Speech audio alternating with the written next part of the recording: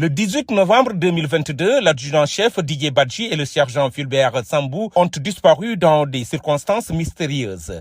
Quelques jours plus tard, le corps de Fulbert Sambou a été retrouvé au large du Cap Manuel, alors que Didier Badji reste introuvable. 2 ans après ces événements, des zones d'ombre persistent et les familles des victimes plongées dans une détresse profonde demandent au gouvernement sénégalais de faire toute la lumière sur ces tragédies. 2 ans se sont écoulés.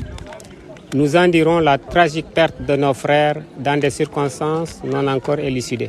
Depuis, les parents de Feu Fulbert ainsi que Madame Badji les ont rejoints à la suite d'un traitement indigne de la part des autorités de l'époque. En ce jour mémorable, nous repensons cette mort comme à l'instant même. En espérant le porter à l'attention des autorités nouvelles, nous croyons qu'une attitude responsable de ces dernières permettra de mettre la lumière sur cette affaire et dans un délai raisonnable apaiser la douleur du chagrin que vivent leurs familles. Nous croyons au changement de régime, nous croyons à la révolution qui vient de s'opérer. Nous croyons que l'heure de vérité a enfin sonné. En réponse à l'inaction des autorités actuelles, les ressortissants des îles Bliss Kassa, d'où sont originaires les 2 disparus, se sont réunis dimanche à l'île de Nyomoun pour demander que la vérité soit faite et que justice soit rendue. Pour ces insulaires, cette lutte va au-delà de la recherche de la justice pour leurs frères disparus. Elle vise également à défendre la dignité de leur communauté et à réclamer une gestion plus transparente. Ceux-là